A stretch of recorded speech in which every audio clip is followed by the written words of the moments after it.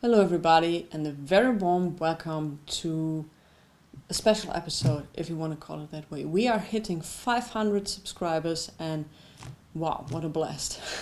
I can't thank you enough for subscribing to the channel, for watching the videos, for commenting, for liking, for all of this. I really, really appreciate that. And for the 500 subscribers, I thought I'd do a little special, if you want to call it that way, because I do get asked a few times a week. How do I clean my records? I will go into that. You see, I built up some stuff up here and have some funny instruments we were going to talk about, and also how I got into vinyl collecting and all of this. So, if you want to spare yourself the sentimental journey, you can I'll put a timestamp below. You can skip directly to the record cleaning.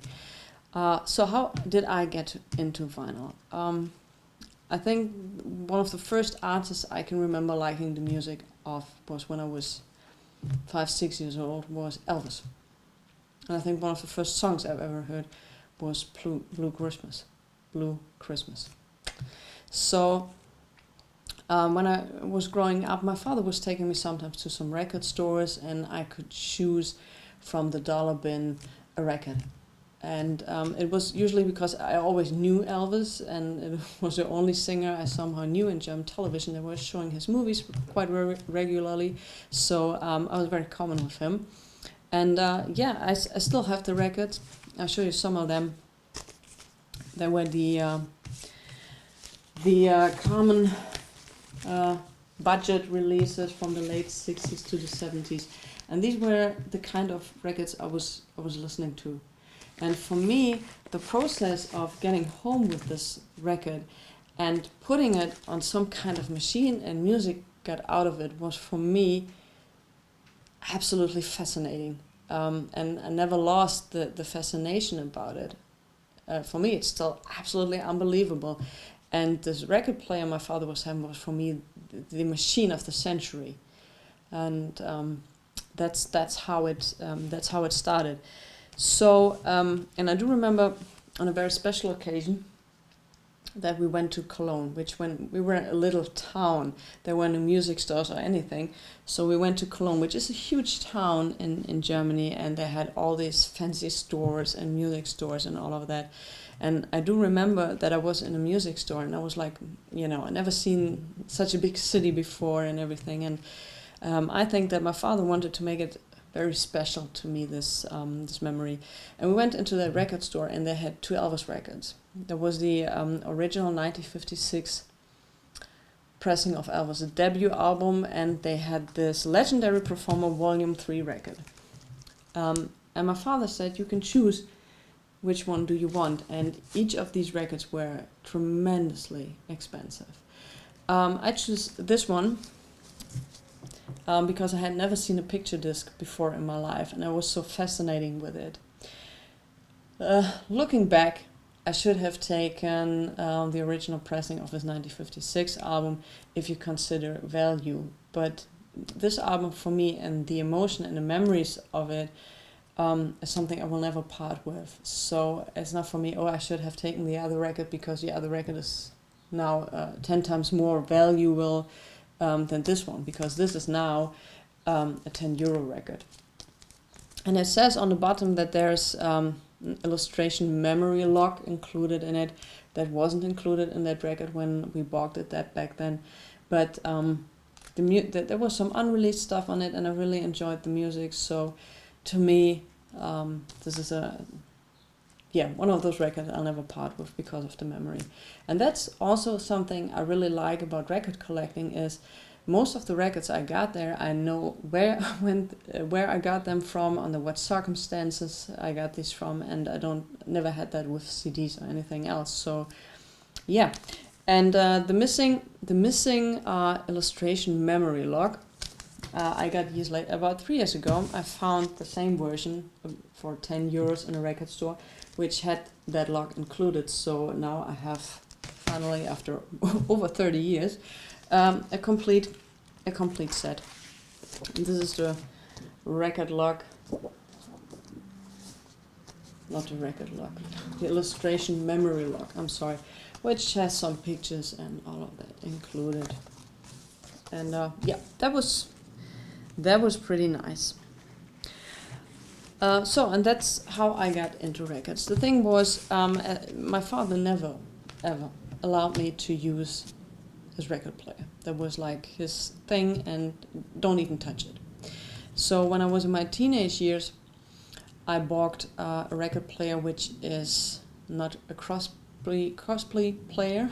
Is that the right word? Crossplay players, which are very common in the United States, where you can buy in Walmart or Target for less than $100. But it was an equal-looking machine back then, and I even found the stylus I ordered to replace them. And the thing is, that was for me very affordable at that time. It had the boxes included in it, speakers included in it. So for me that was very good. Looking back, you would say, oh, that's not such a good player, but that's for me my starting point, which is for many people. So I'm not judging people like, oh, you have a Crosby player or something like this. Maybe it's a budget thing, they can't afford more or some other things. So I'm not, like, oh my God, this is horrible, I'm not doing this, but I'm trying to teach, I'm trying to explain that the needles on these stylus are not diamonds, they're rubies. And if you listen your records on this rubies for a certain amount of time, you'll damage the record. That's Vinyl Rewind, the guy, he did a test on this, and he listened to a record 100 times and compared it, and there was obviously damage done to the record. So, but for me it was a good starting point, so no worries about that. So and the next thing was that I got into soul music. I was always a big fan of Motown and all of that, and I got more and more into this. And the thing was that you couldn't get this music on CD that came out. There was no MP3, there was no streaming, there was nothing at that time. So you only could get it on vinyl at that particular time. And so that's how it started for me. And now let's come to the part of how I clean my records. That's also a nice story. When I started, I didn't bother to clean the records. I knew from my father that I have to use this brush against the dust and static stuff and all of that. I knew that for sure. And that's what I used. So when I got this Crosby player imitation, I forgot the name of it, the record went through, and the record went through for one side, and the needle was filled up with dust. There was a huge ball of dust on this needle, and I was like, holy cow, how do I get rid of this? And I thought, this is enough. No, of course not. So I went into a record store and asked how to do that, and he had some kind of spray which has been sold by many other record stores still today. You can order it on Amazon. And I sprayed the records and had this fiber glove on it and tried to clean the record with it. That helped a little, but not too much. And so around a certain time, my father said, okay, you're still into this, and you're taking care of stuff. I'm giving you my record player. So I brought this record player to a mechanician. Now, how do I call that? To someone who repairs that, taking care of it. And I told him, try to upgrade this record player as best as possible, so I have a long-lasting listening experience to it. And my father had a Revox B790 from 1977. And he said, well, we can do that, but if you put in the money into a newer record player, you have better techniques and all of that. And I said,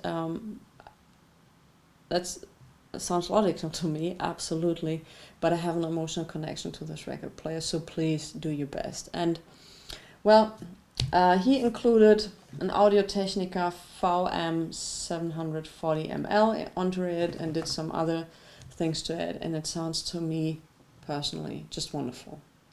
And as long as this record player has been doing it, I won't change it. Like I said, it's an emotional thing, and it's also that I like the sound of it very much. So, and when that happened, the guy said, you know, if you are playing those kind of records, like second-hand records, which 90% of my records are second-hand records, because you won't get them new. You have to do more than cleaning the records with a spray, because the needle is not cheap and you will damage it. And you want to have the possibility to play with this needle as much as possible. So I once again get into research and found out about the Okki Noki, which is price-wise a very good machine. I used it for a long time, but the more my collection grew, the more work I had to do with this Okki Noki. Like I said, price-wise this thing is doing the job very well. But if you're having many records, you have to put on one record on the machine with one side. You have get it spinning, then you have to put on the liquid and it spins again. And then you have to then you're using a brush and, you know, getting over it with a few circles, and then the liquid has been sucked from the surface of the record. So, if you're having a growing collection, this takes up a lot of time. I don't know how many hours, how many nights I spent in front of this Okki Noki. So, and I still have that. The Okki Noki I sold many years ago, but I still found my prototype. Because the Okki Noki is having one mold where the arm is included to suck the liquid from the surface of the record. And I thought, okay, once again, for those who are freaking out what kind of brush I was using, it was just a prototype. So what I did was I built in an arm where I could, what I could use instead of my own hand, waiting till, you know, the liquid is in, getting it all up. And so, yeah, I tried it that way. And the final version, which I sold with the machine, was doing a decent job. So, yeah. But yeah, I came to the conclusion that with the sheer amount of records I'm getting, I'm not, you know, being able to do this anymore. It's just costing too much time. So once again, I was looking for alternatives, and I came up with a machine which you will see, of course, in the title, so you know what machine I was using. But I did a lot of research when I said, okay, for me it's very important to get the record in the machine, press a button and get it done. That would be for me the perfect solution. And this solution was delivered by Degritter. So Degritter, I got the machine 1 year after the first release of the machine, and I'm going to show it to you now, and I'm showing you, oh yeah, what I got with my old record player was, of course, a stylus cleaner. The stylus cleaner is pure alcohol, I think, or some other kind of solution which I wouldn't recommend, what we know now, not use on these kind of stylus, but because the alcohol is not good for the glue on the needle, so you have to consider that. All right, sorry for that. I'm bringing on the machine. All right, here it is, the Degritter. Degritter announced they will be doing a high-end line which costs around 7,000 euro. This machine, before they increased the price, was I think 2,600 euros. And I must say, for me personally, this is the perfect machine. Because I can put in my record and it's gonna be cleaned. I can do whatever I want in the meantime. The thing is, with this machine, I'm having two tanks. Tank 1 and tank 2. I do need two tanks. But I also do need ice cubes. This is my mold for the ice cubes. Why? I'll show you a picture. Usually I'm not taking pictures when I clean records, but I show you a picture. I did that once because that was a pretty tough one. How some records look. And if you're like me, buying stuff which was lying around in attics for decades, or these records are dirty as hell. So you have to use a few times the heavy cleaning process. There is quick, medium, and heavy. The heavy cleaning process to get these things clean. And what happens is, and that's not the fault of the machine, is when you're using the heavy process, the water gets pretty fast in a certain temperature. The machine knows when the temperature is getting too hot because it's not damaging the vinyl, but it's cooling down the water temperature. This cooling process means that the cleaning process is taking way more time. So, and this happens after about, like I said, I'm in Germany. I have, when it's hot, it's also having influence on this. I have 2 times a heavy rotation cycle, and then it's saying I need to cool my water, during the process. So I thought, okay, I'll buy 2 tanks and fill them up with water. One I put in the fridge to cool it down, and when this happens, I exchange that. That's not so good working for me because I'm constantly running back and front because I have to run this heavy cycle so much. So, and then I thought, okay, how do I get the water temperature fast down? And so I thought, okay, I'll make ice cubes with distilled water, and I have to make many ice cubes to, here's one with water in, and so when the cycle is over and the water is being transferred back in the tank, I push the ice cubes in it and it's cooling down. But the water is having a temperature of 30 degrees, so getting it down to 22, 23 degrees, like -7 degrees, that's pretty tough with these ice cubes. It works somehow, but it's been pretty tough. So this is something you have to consider. A friend of mine opened a record store, and he asked me if he would recommend buying a Degritter to clean the records as an offered service for the clients. And I asked him, what kind of records are you offering? Are you offering new stock? Are you offering used stock? What is the main thing you are offering? Because he said, okay, I want to offer it as a service for the customers, but I also want to clean every record which is more expensive than €50.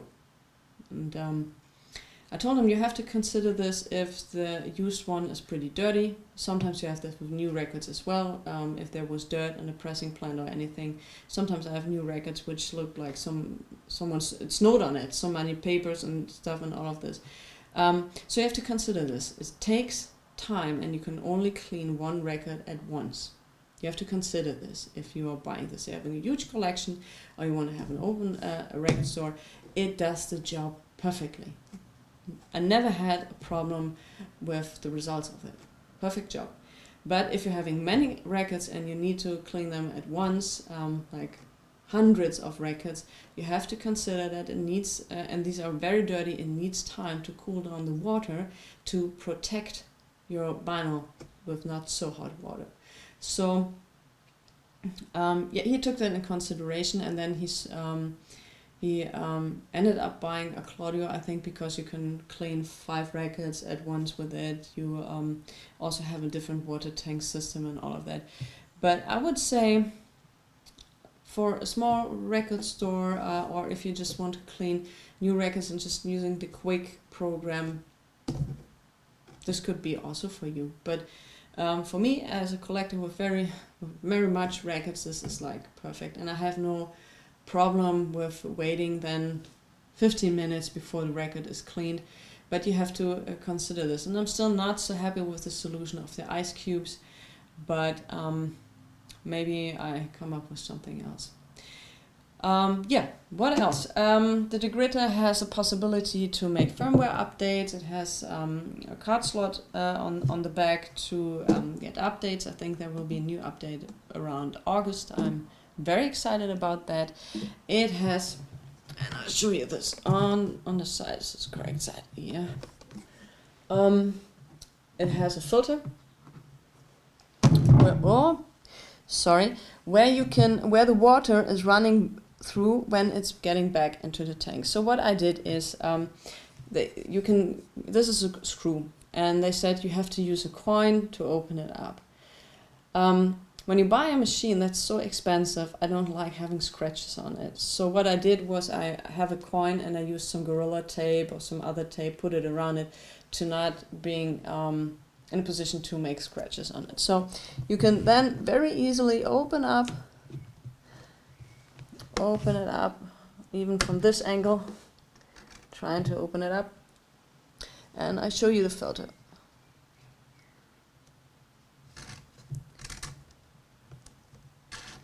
In the meantime, I could sing something, but I don't have a good singing voice. So you open up that screw, and here is the filter. Yeah, it's a little wet. I'll clean it up later on. So this is the filter, which is included. You can order them on the website from Degritter. But what I did is, if you are having a shop near you which is offering stuff for fish tanks and filters for fish and all of that stuff, they have this kind of material, and you can buy it there, and you can cut it and use it the same way. It's cheaper than ordering to it. You get a cleaning fluid when you buy the machine new, which you can put into the distilled water. And for me, this is a very good, very well engineered machine. The menu is great, it's very easy to use. And I can't imagine having a record collection without this machine. For me, as just a collector, not a business or anything.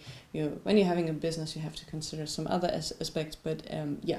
So when they announced that they have this high-end machine with, I think, dual tank and all of that, for a millisecond, I thought about that, because they have, I think, a program where you can say, I want to change my old Degritter into the high-end model.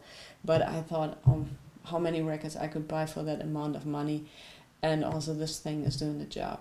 So yes, I had some issues with the machine, but I must say that the customer service is just awesome.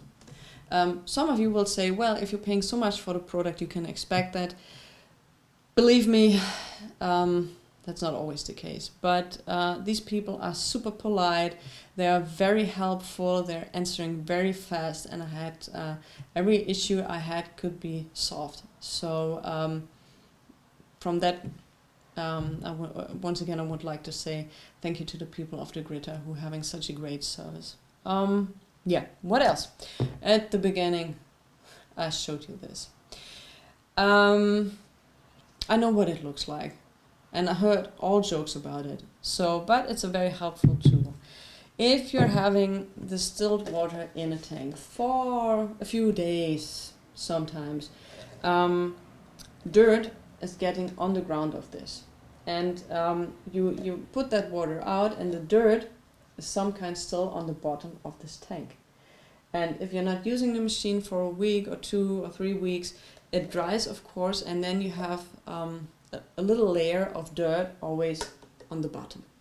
Of course, if you haven't known it, you can put these things in a dishwasher. Without any other dish, of course, but you can put them in a dishwasher. I tried that a few times to do it, it was still there. And I know it's there, and then it annoys me. Even if it doesn't do any harm to the cleaning process or something, it's still there, and I don't like to have it there. So I thought, okay, I'll get rid of these things. I actually don't need them to get the tank out of the machine, but that didn't work. So, and I thought, before I smash anything or, destroy it, I leave it that way. So I went into the supermarket and tried to find a thing that could help me cleaning the bottom. And this thing is just perfect for it. So in this case I still have a waterproof tank. I hope you can see that it's not too dark. So, and I can get with this thing inside, and of course I remove the old distilled water and exchange it with other water, and then I can really get into this and clean the corners with this and make sure that the whole dirt on the bottom is removed. And what can I say, it works. This thing costed me 3 or 4 euros and it does wonders to it. So I know that the bottom is no more dirty. Is there something else? No, I think we were pretty much done. If you are still with me, thank you very much for watching. So if you have other questions about records, I can tell you my opinion. Oh, and very important. And I should have said that to the beginning. I'm not being paid by anyone. I'm not being sponsored by anyone. I don't get a discount on anything. I paid everything you see with my own money. So what I'm telling you is my opinion, my personal opinion, which is not clouded by any sponsoring or something like this. So this is my money in this machine and my honest opinion of this machine, and I can only say good things about this machine. So yeah, that was very important to point out. And yeah, I think we're done. Thanks for watching. Having a great week. Stay safe, stay healthy, listen to good music, and I'll see you next time.